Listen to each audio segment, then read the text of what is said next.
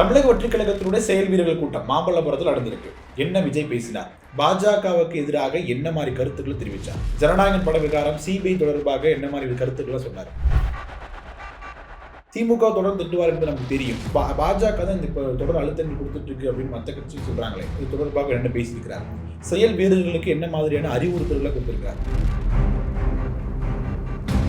தன்னுடைய கட்சி நிர்வாகிகளுக்கு எந்த மாதிரியான அறிவுகள் கொடுத்திருக்கிறார்? 37 நாட்களுக்கு பிறகு விஜய் பேச போறார் அப்படிங்கும் போது ஒரு எதிர்பார்ப்பு இருந்துச்சு. அந்த எதிர்பார்ப்பை பூர்த்தி செய்வது போல விஜயோட பேச்சு அமைஞ்சுதான். வாங்க இந்த வீடியோக்குள்ள போய் முழுசா பார்க்கலாம்.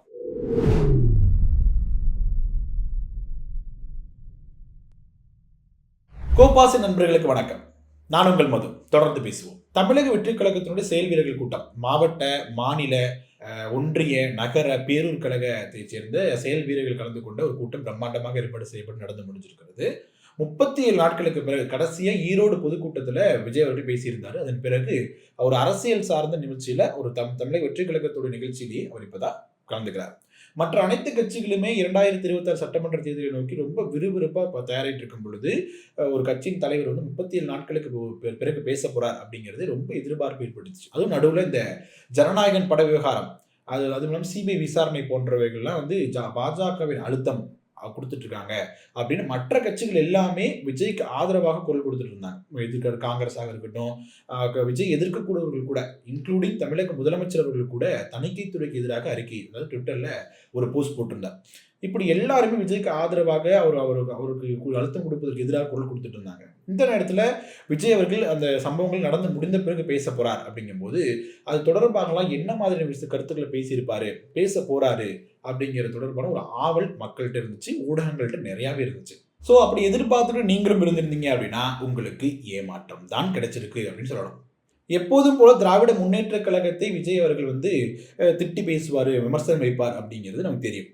ஆனால் இந்த முறை கொஞ்சம் எக்ஸ்ட்ரா போய் அதிமுகவையும் அந்த இதில் சேர்த்திருக்காரு. ஒழிய பெருசாக எந்த ஒரு மாற்றமும் கிடையாது. எப்போதும் போல ஒரு பேச்சு தான் செயல் வீரர்கள் கூட்டத்தில் இருந்திருக்கு. ஆனால் செயல் வீரர்களுக்கு கொடுக்க வேண்டிய உறுதிமொழியாக இருக்கட்டும், அவங்களுக்கு கொடுக்க வேண்டிய ஆலோசனைகளை கொடுத்துருக்காரு அப்படின்னு சொல்லலாம். ஒரு ஆர்டரா பார்க்கலாம் அப்படின்னு பார்த்தீங்கன்னா, இந்த நிகழ்ச்சியை தொடக்கி வைத்தவர் யாருன்னா செங்கோட்டையன் அவர்கள் தான். அவர் தான் முதல்ல பேசி தொடக்கி வைக்கிறாரு. அவரோட ஒரு அட்வைஸ் கொடுத்தார் தாவேக்க தொண்டர்களுக்கு. என்ன அப்படின்னா, நீங்கள் தூங்கிட்டு இருக்கிறவங்க வயதாண்ட போயிடலாம் வீசில் காது பிடிச்சி ஊதாதீங்க, அவங்களாம் ஓட்டு போட மாட்டாங்க, ஏன்னா இப்படி இரிட்டேட் பண்ணிட்டு இருந்தீங்கன்னா ஓட்டு போட மாட்டாங்க அப்படிங்கிற அட்வைஸ் கொடுத்துட்டு போனார் செங்கோட்டையன் அவர்கள்.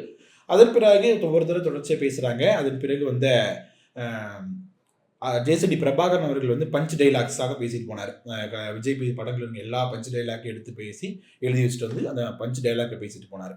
அதன் பிறகு நம்ம ஆதவ் அர்ஜுனா அவர்கள் எப்போதும் போல ஒரு பவர்ஃபுல் ஸ்பீச் கொடுக்குறேன் அப்படிங்கிற பேரில் ஒரு ஸ்பீச் கொடுத்துட்டு போனார். விஜய் அவர்கள் பேசினாங்க அப்படின்னா 5 கோடி பேர் யூடியூப்ல பார்ப்பாங்க. ஸ்டாலின் அவர்கள் பேசினா பார்ப்பாங்களா? இதுக்கு முன்னாடி ட்விட்டரில் ஒரு கிளாஸ் இருந்துச்சு. எங்கள் படத்தை எங்கள் ட்விட்டரில் நாங்கள் ஒரு டீசர் இறக்கணும்னா 1 மணி நேரத்துலேயே 1 மில்லியன் வியூ 2 மில்லியன் வியூ போகும், உங்கள் தலைவருக்கு போகுமா அப்படின்னு கீழ்மட்ட தொண்டர்கள், அதாவது தாவேக்காவோட தொண்டர்கள் ஒரு சர்காசியமாக கொஸ்டின் கேட்பாங்க. ஆனால் இவர் தாவேக்கா உடைய ஒரு முக்கிய பொறுப்பில் இருக்கக்கூடிய ஆதவ் அர்ஜுனா அவர்கள் ஒரு மேடையில் போயிட்டு 5 கோடி வியூஸ் போகுது, உங்களுக்கு போகுதா அப்படிங்கிற மாதிரி ஒரு தொழில பேசிட்டு போனாரு.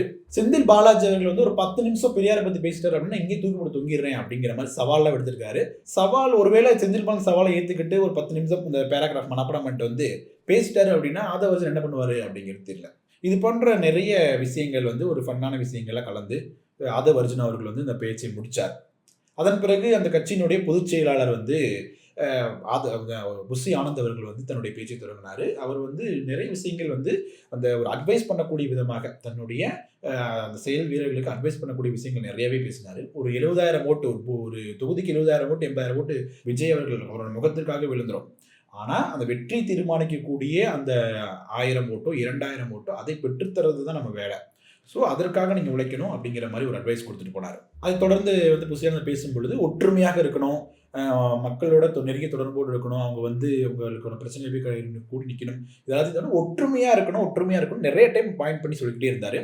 ஸோ அவரோட பேச்சு ஓரளவுக்கு செயல் வீரர்களுக்கு ஒரு அட்வைஸ் பண்ணுற மாதிரி, ஒரு செயல் வீரர்கள் கூட்டத்தில் ஒரு பொதுச்செயலர் எப்படி பேசணும் அது மாதிரி இருந்தது. சில விஷயங்கள் இருந்துச்சு, சில விஷயங்கள் மிஸ் பண்ணாலும் கூட சில விஷயங்கள் அப்படி இருந்தது. கடைசியாக தான் வந்தார் தமிழக வெற்றிக் கழகத்தின் தலைவர் விஜய் அவர்கள். தன்னுடைய பேச்சை தொடங்கும் பொழுதே கட்சிகள் கொடுத்த அந்த அழுத்தம், விஜய்க்கு அழுத்தம் கொடுக்குறாங்க அப்படிங்கிற ஒரு வாதம் வச்சுட்டே இருந்தாங்க. அதற்கு பதில் கொடுக்கும் விதமாக அழுத்தம் இருக்கு, ஆனால் எனக்கு கிடையாது, மக்களுக்கு தான் இருக்கு. என்னெல்லாம் எங்கள் மீது அழுத்தம் வைக்கவே முடியாது, இந்த அழுத்தத்திற்குலாம் அடங்கி போகிற ஆள் கிடையாது அப்படிங்கிற மாதிரி தன்னுடைய பேச்சு தொடங்கினார்.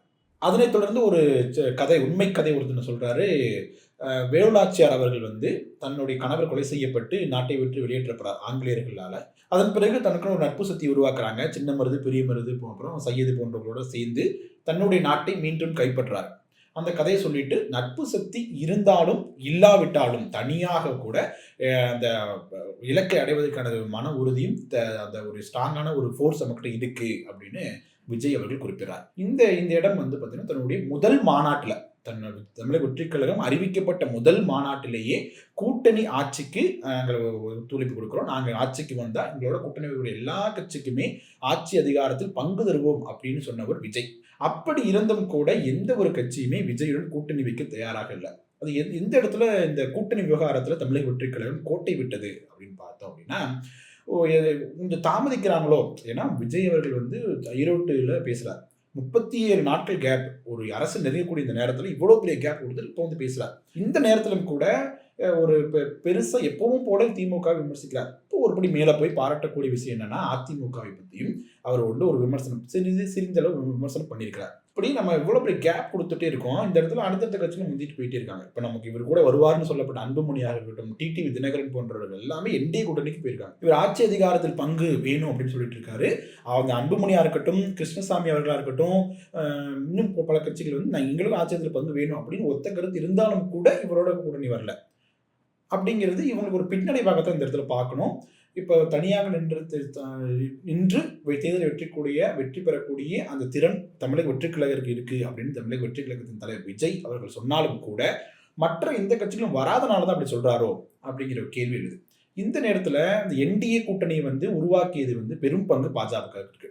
டிடிவி தினகரன் உள்ள வந்ததாக இருக்கட்டும், இப்போ ஒரு கூட்டம் நடத்தி ஒரு செட் திருப்பி கொண்டு வந்து அந்த 2021 இருக்க கூட்டணி திருப்பி வந்து கட்டமைச்சதுல பாஜகவுக்கு பெரும் பங்கு இருக்கு.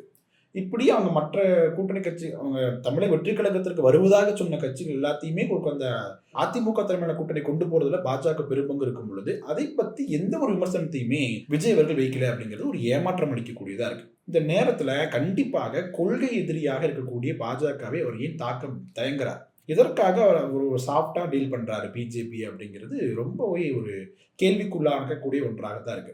ஏன்னா இப்ப இதுவரை வந்து திமுக மட்டுமே ஃபோக்கஸ் பண்ணிட்டு இருந்தோம், இப்பதான் அதிமுகவே விமர்சிக்க ஆரம்பிச்சிருக்காரு. ஸோ பாஜக விமர்சிக்க இன்னும் கொஞ்சம் டைம் எடுக்குங்க அப்படின்னு சொல்றவங்களும் இருக்காங்க. தெரியல அதை பத்தி நமக்கு. அப்படி தொடர்ந்து பேசும் பொழுது செயல் வீரர்களுக்கான அறிவுரைகளை தொடர்ந்து கொடுக்கிறாரு, உறுதிமொழி ஏற்க வைக்கிறாரு.